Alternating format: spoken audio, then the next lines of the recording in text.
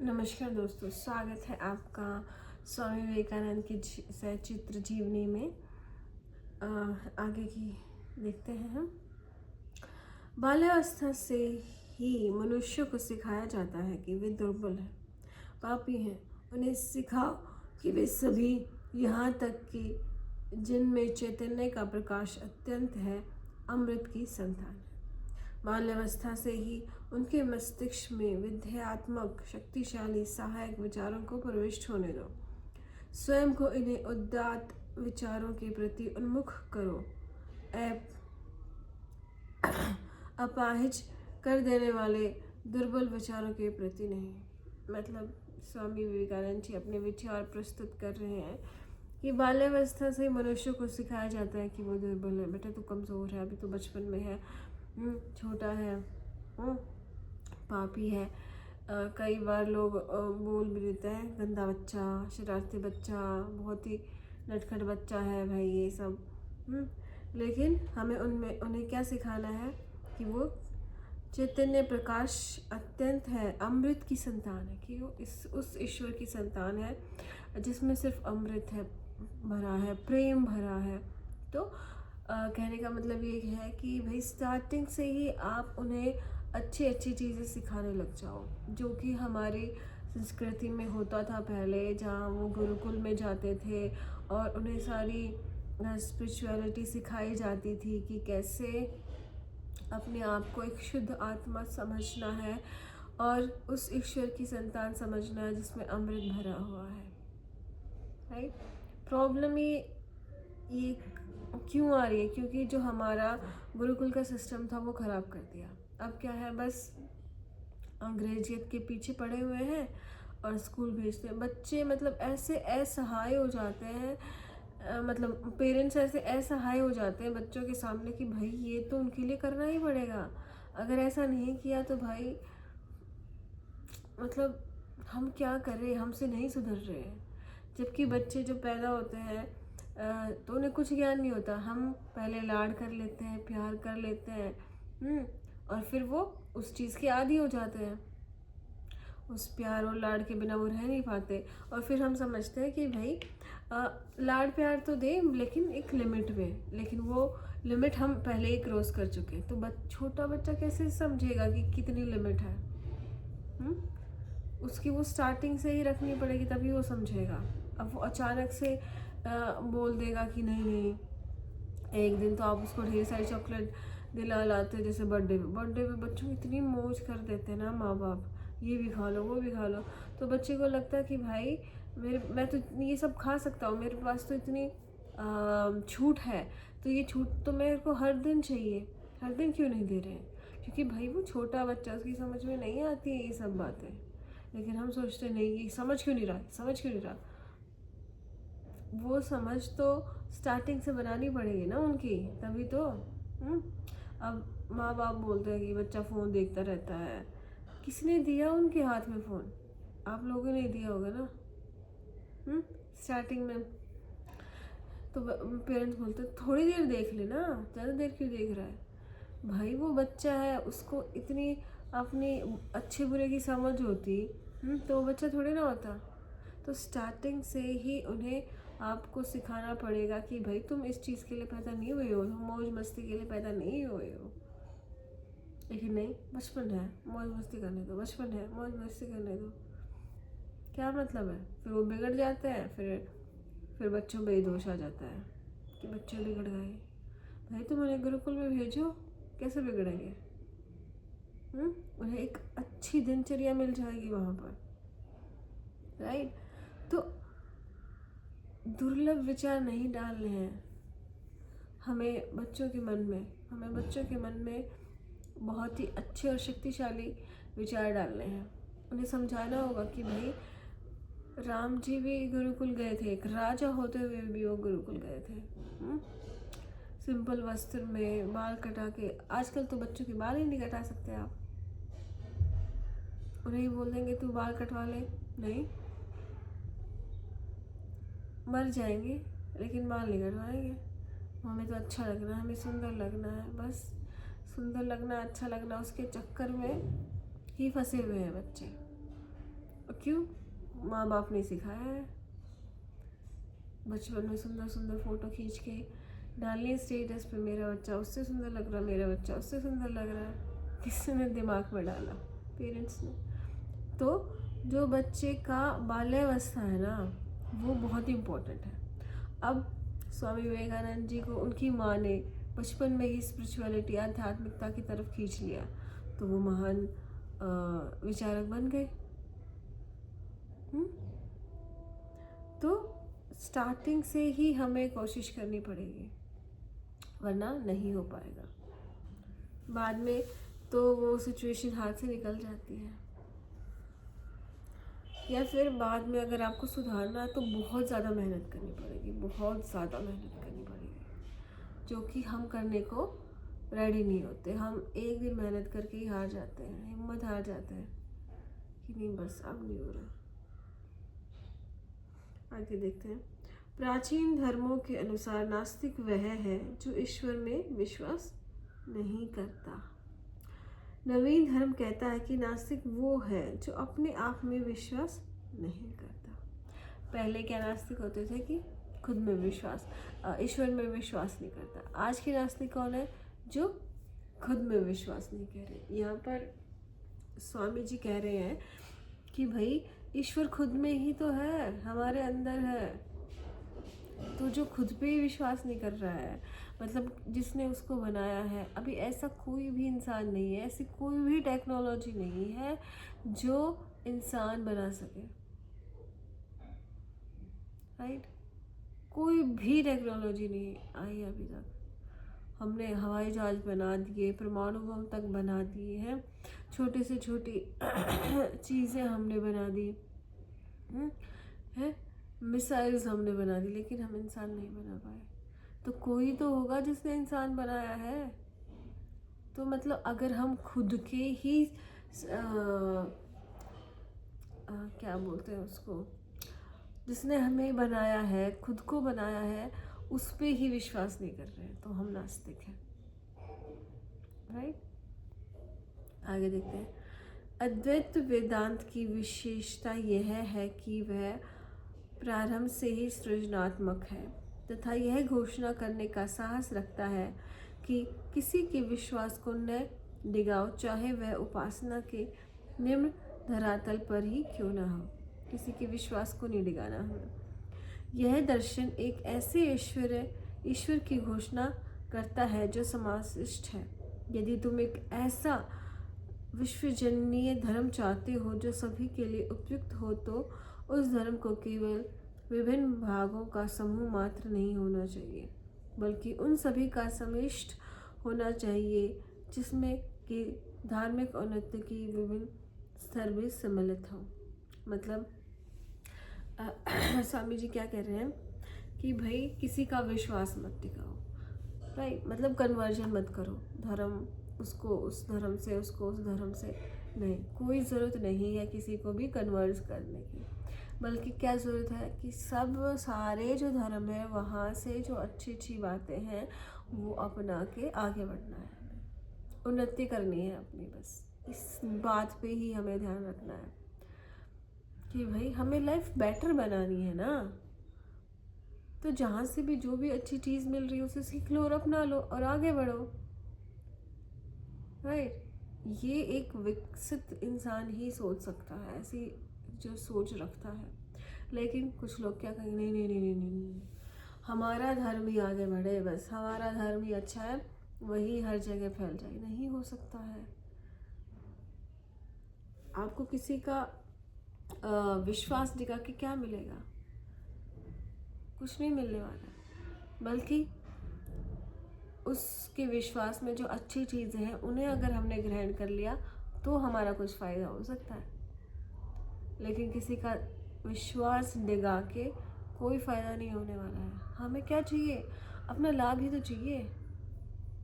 तो लाभ करो ना, अपना लाभ करो, हर जगह से अच्छी अच्छी चीज़ें बटोर के अपना लाभ करो, अपने जीवन को आसान बनाओ, सरल बनाओ, उसे लाभकारी बनाओ।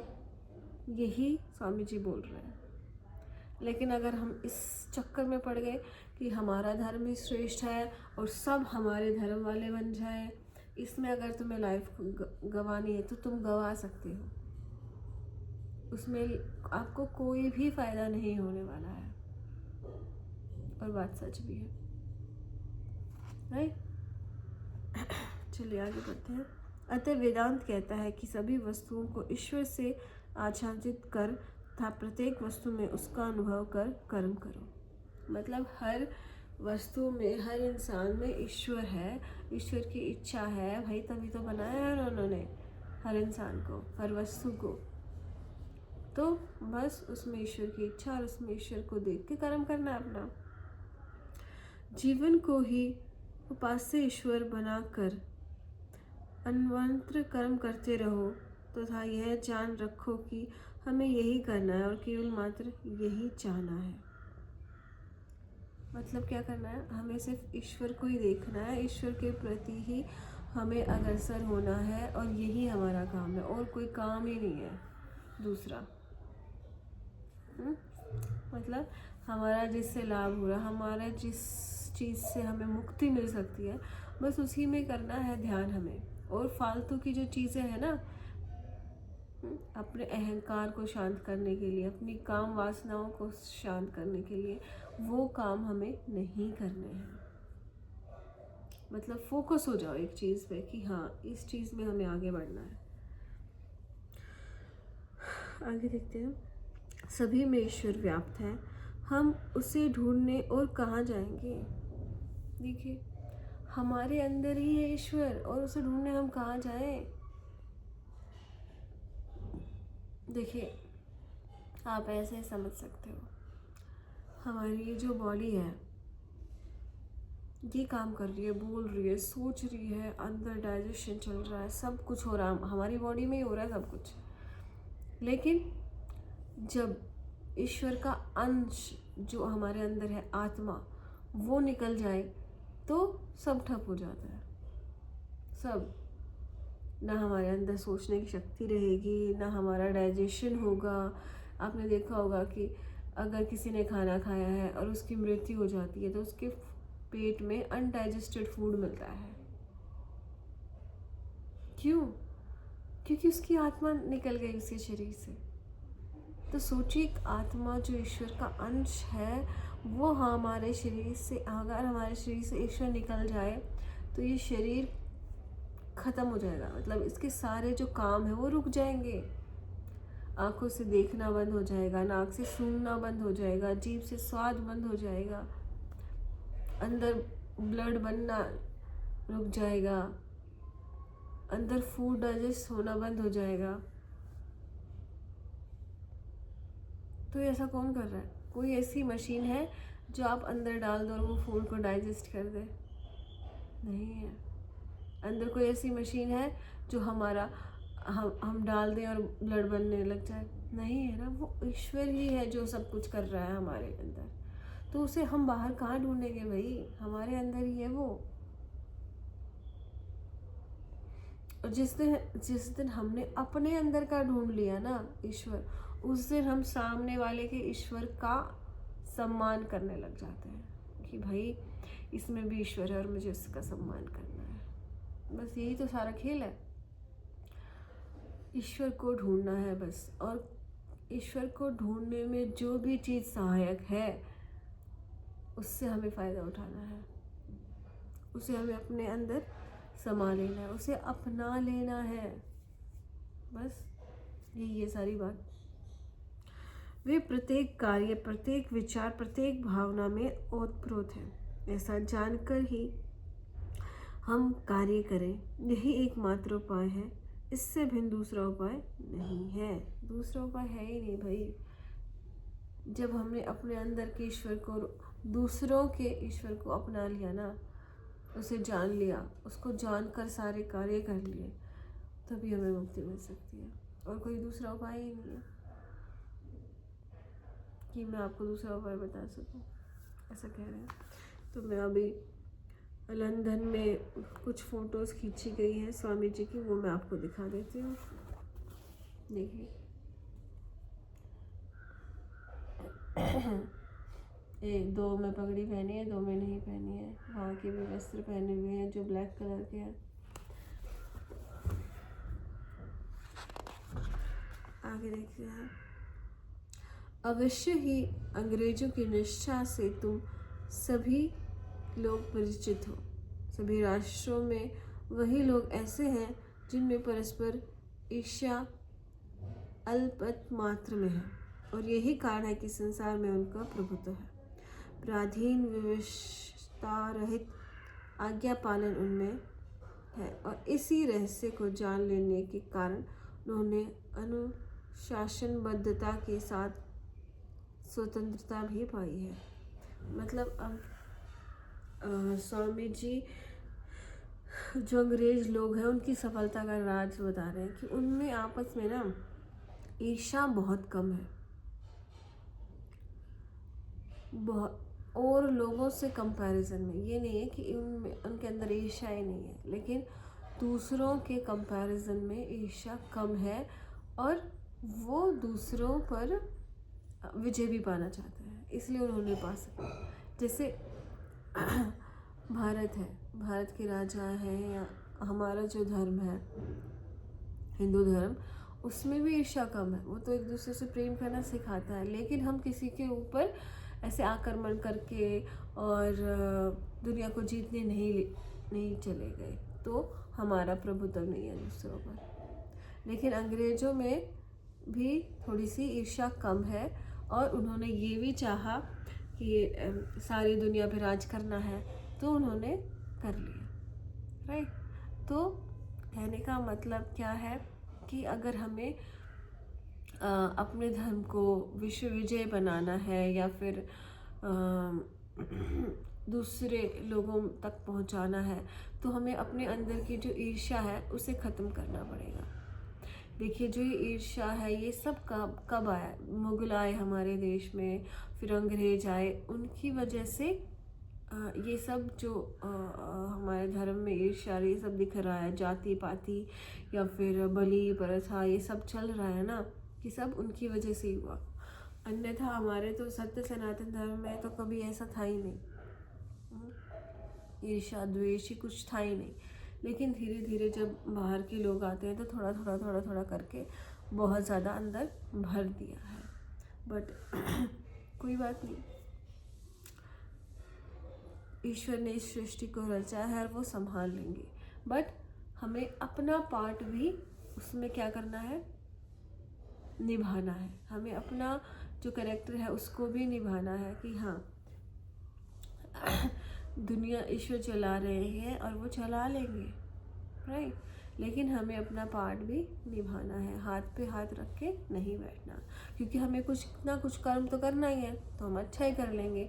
अच्छा करेंगे तो सृष्टि को, संसार को सुंदर बनाने में हमारा योगदान हो ही जाएगा अपने आप, राइट। तो आगे देखते हैं।